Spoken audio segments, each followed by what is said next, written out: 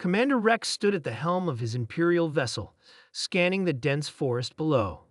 3 cycles of pursuit, and still the woman eluded them. His superiors were growing impatient. "Any sign of her?" he asked. Officer Tanner shook his head. "Nothing, sir. It's like she vanishes into thin air." Rex clenched his jaw. What had begun as a simple hunting expedition, a tradition among the Galactic Imperial elite, had turned into an embarrassing failure. One human female, outmaneuvering the most advanced military force in the known universe. "Expand the search grid," Rex ordered. She couldn't have gone far. Little did they know, their quarry watched from the canopy above, perfectly still. The woman called herself Jane now, a simple name she'd adopted on this world. She had worn countless names across countless worlds throughout her existence. Jane studied the Imperial soldiers as they fanned out below her. Primitive, despite their technology.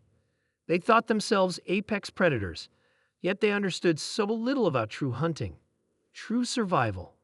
She'd been on Earth when they came, establishing a quiet life among humans, a species she'd grown fond of over the centuries. The Empire had declared the planet a hunting reserve, allowing their elite to capture indigenous species for sport. Jane had allowed herself to be caught out of curiosity, then escaped their orbital prison when she grew bored of their posturing. Now they hunted her relentlessly, their pride wounded, unaware of what she truly was. "Sir, we've detected thermal signatures 2 kilometers east," reported Officer Mara, pointing to a glowing dot on the holographic display. Rex smiled cruelly. "Prepare the dropships. This time, we'll use the neural nets." As the Imperial forces mobilized, Jane moved silently through the upper branches, a shadow among shadows. She led them on this chase for nearly a month now, studying their tactics, their weaknesses. The Galactic Empire had conquered 17 star systems with their brutality and advanced weaponry. They considered themselves invincible. Jane had seen empires rise and fall since before humans discovered fire. She witnessed the birth and death of civilizations that would make this galactic empire seem like children playing with toys. She paused, sensing the vibrations of approaching dropships. Perhaps it was time to end this game. "We have her cornered," Rex announced triumphantly as soldiers surrounded a small clearing. "Deploy the neural field. I want her alive." The troops activated devices that generated an invisible energy net designed to paralyze any organic nervous system. Rex stepped forward confidently as his men closed in. "Did you really think you could outrun the Galactic Empire?" he called out. "The Emperor himself has taken an interest in your capture. You should be honored." A soft laugh echoed from everywhere and nowhere at once. "I've met many emperors," Jane's voice replied. "They all share the same delusion, that power makes them immortal." Rex froze. Something about her voice sent a primal shiver down his spine, a warning older than language. "Show yourself," he demanded. Jane dropped from above, landing gracefully in the center of the clearing. She appeared ordinary, a woman of average height with simple clothing and dark hair pulled back. Yet something in her eyes made the soldiers unconsciously step backward. "Your neural field won't work on me," she said calmly, walking directly through the invisible barrier that should have dropped her instantly. "My nervous system isn't like yours." Rex drew his plasma rifle. "What are you?" Jane smiled. "I was old when your ancestors were swimming in primordial oceans. I've watched stars die and be reborn. I've been worshipped as a goddess on 1,000 worlds and lived as a beggar on 1,000 more." As she spoke, her form seemed to shimmer, her eyes glowing with an ancient light. "I chose this planet because I found its people interesting, creative, resilient.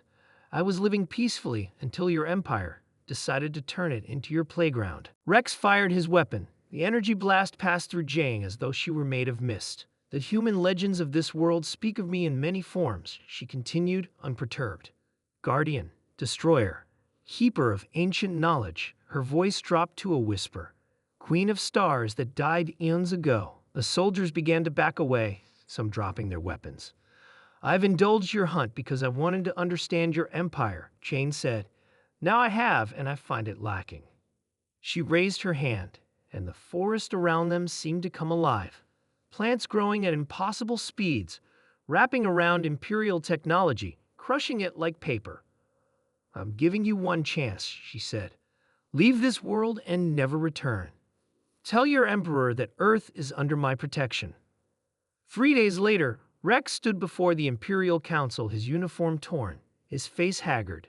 You mean to tell us that one primitive female defeated our elite forces? The Emperor demanded. Rex shook his head. There was nothing primitive about her, Your Highness. She isn't human. She isn't mortal. The Emperor laughed. Superstitious nonsense. We will send a full battle fleet. With respect, Rex interrupted. She wanted me to deliver a message. He swallowed hard. She said to tell you that she has watched greater empires than yours crumble to dust, and that if you return to Earth, she will not be as merciful. The Emperor rose from his throne, furious, but the ancient admiral to his right placed a restraining hand on his arm. There are legends, the admiral said quietly, of beings who existed before our kind learned to travel between stars. Immortals who walk through the cosmos as we walk through rooms. He turned to Rex. What were her exact words? Rex met his gaze steadily. She said, I am the last queen of the stellar dominion. I watched your ancestors crawl from the mud, and I will watch your descendants return to it. The council chamber fell silent. On Earth, Jane looked up at the night sky. Sensing the Imperial fleet retreating from orbit, she smiled. Perhaps now she could return to her quiet life among the humans, at least until the next empire came along. After all, she had all the time in the universe.